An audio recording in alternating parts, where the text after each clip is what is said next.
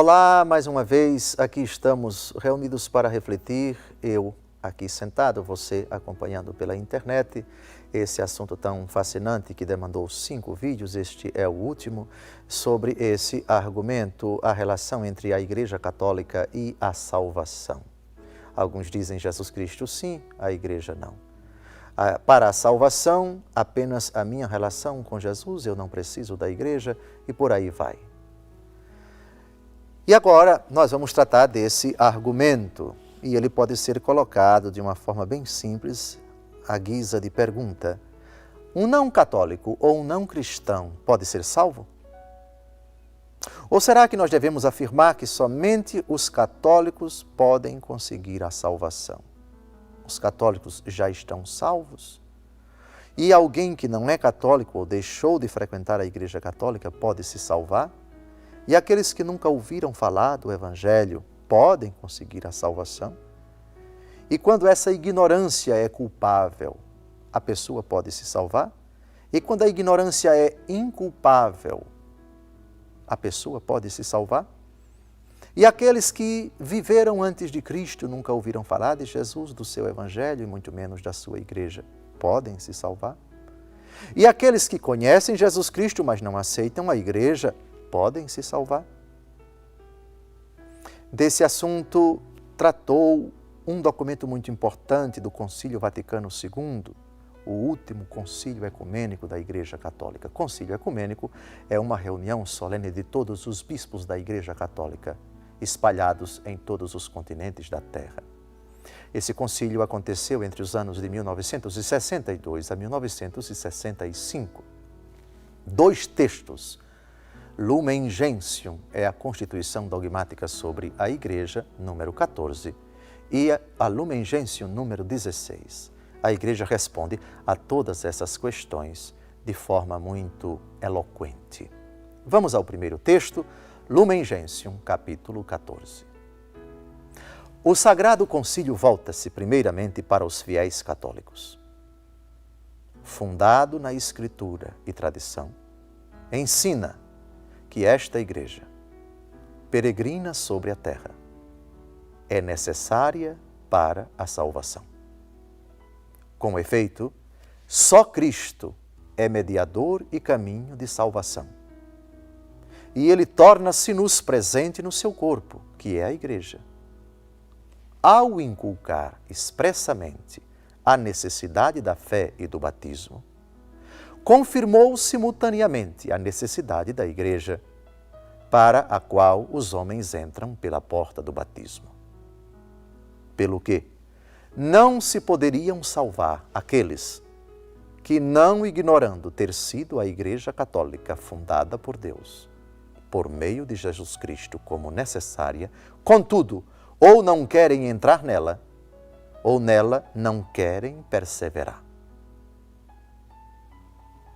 Vejam que o ponto de partida do concílio ecumênico é exatamente Cristo como autor da salvação. O único caminho que leva ao Pai. Ninguém vai ao Pai senão por Ele. Portanto, não existe salvação sem Cristo. Não existe um outro caminho para se chegar ao Pai senão por meio de Cristo. São Paulo, na 1 Timóteo, capítulo 2, versículos de 5 em diante, diz: há um só mediador entre Deus e os homens, Cristo Jesus, o homem. Mas esse texto não é o único. Cristo está associado indissoluvelmente à sua Igreja, da qual Ele é cabeça. E a Igreja, por sua vez, é corpo de Cristo. Disso nós já tratamos no vídeo anterior. Ora, como é que o homem chega ao conhecimento da fé? Jesus, em Marcos 16:16, afirma: quem crê e for batizado será salvo. Crer. Como poderão crer se ainda não ouviram? E como podem ouvir se não houver quem pregue? E como pregarão se não forem enviados? Como é que se chega à obediência da fé? Como é que se crê em Jesus? São Paulo responde na carta aos Romanos, capítulo 10, a fé vem da pregação e a pregação é a palavra de Cristo. E o mandato da pregação foi conferido à Igreja. Logo, graças à pregação da igreja, se chega à fé. Não existe uma outra maneira de se chegar a crer. Eu não preciso da pregação, basta a palavra de Deus. E por meio de quem a palavra de Deus chegou a você?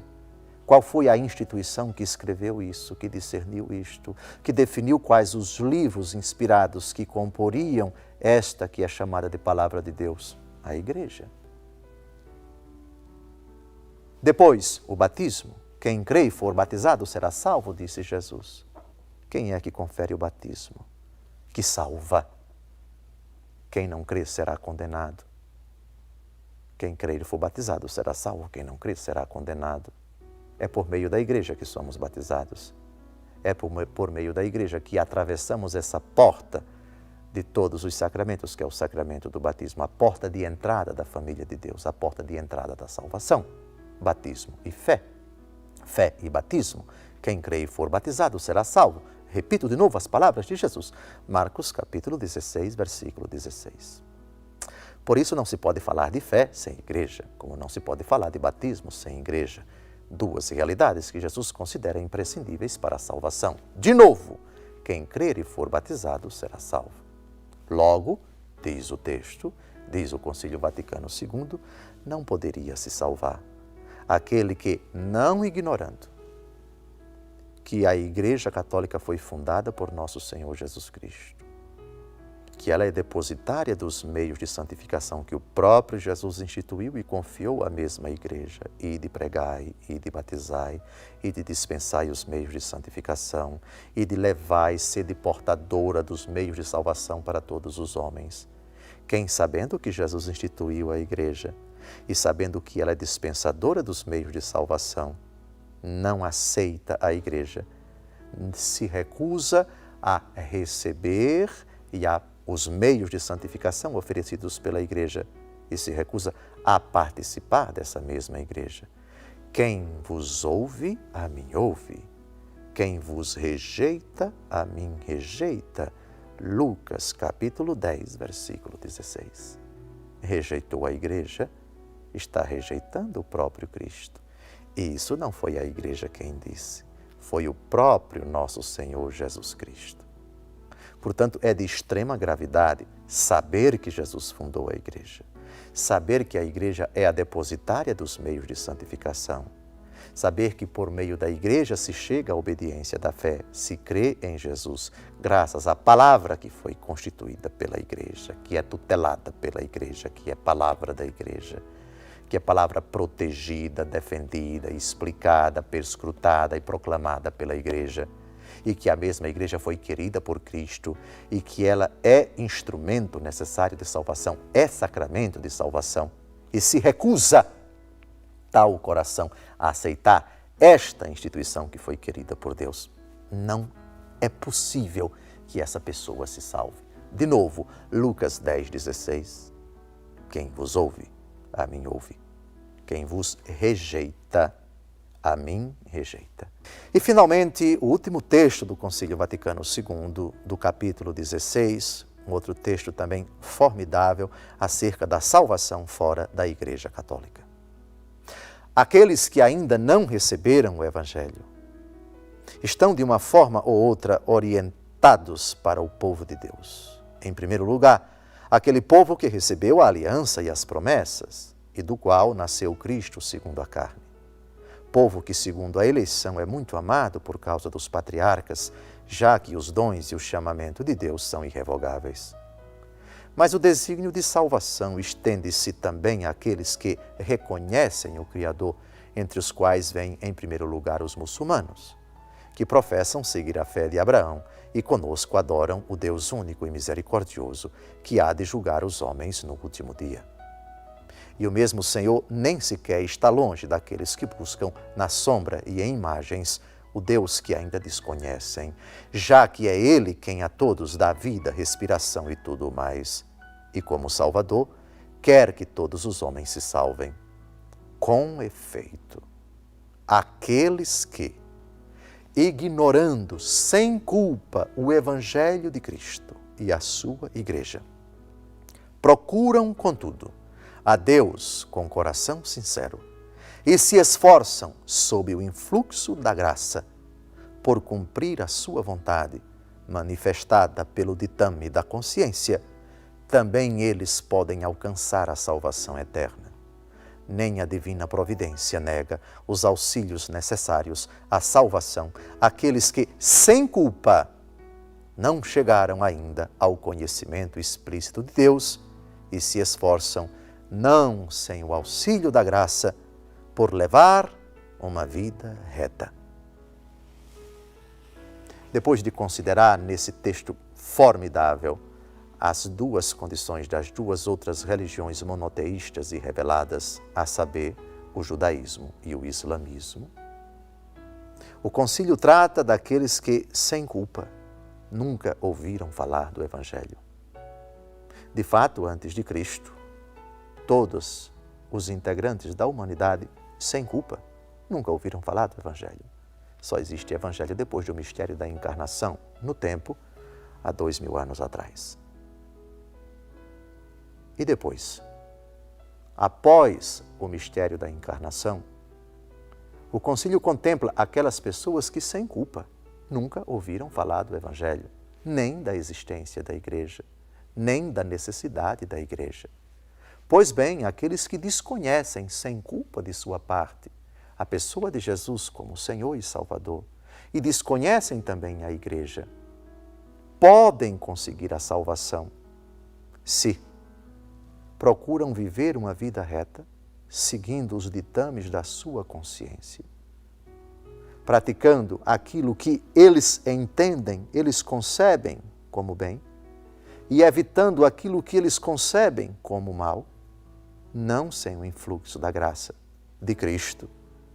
E a salvação é possível para esses que se esforçam por viver uma vida reta.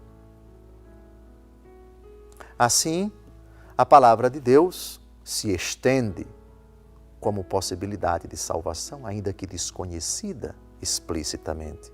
Para tantos homens, também esses podem alcançar a salvação, não sem o influxo da graça de Cristo. Se salvaram, foi pelos méritos de Cristo.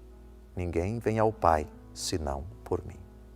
Se salvam, é pelos méritos de Cristo. Ninguém vem ao Pai, senão por mim.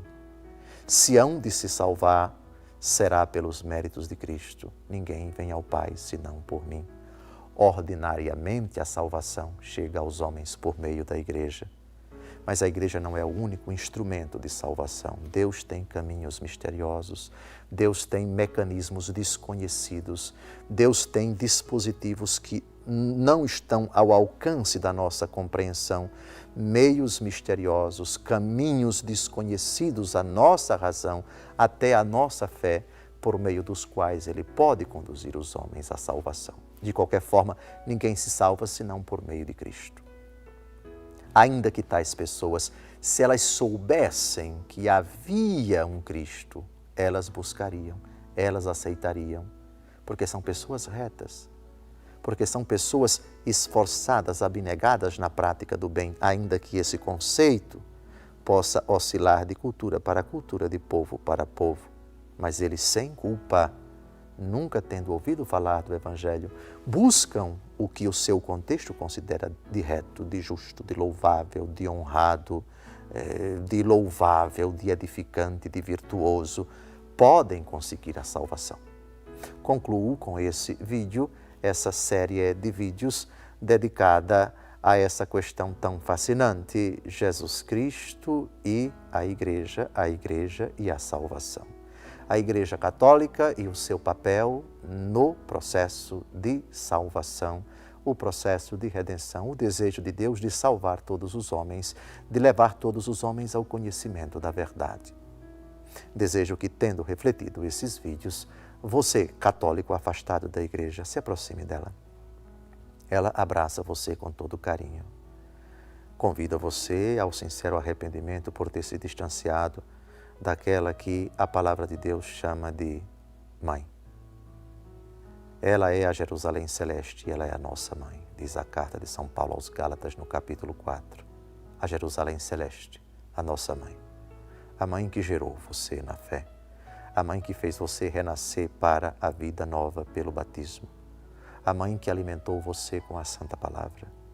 A mãe que ensinou a você os ensinamentos de Jesus. A mãe que instruiu você. Volte para casa, com o devido respeito à instituição na qual você pertence. Agora, o seu lugar aqui na sua casa. Volte para a sua casa. A igreja espera você.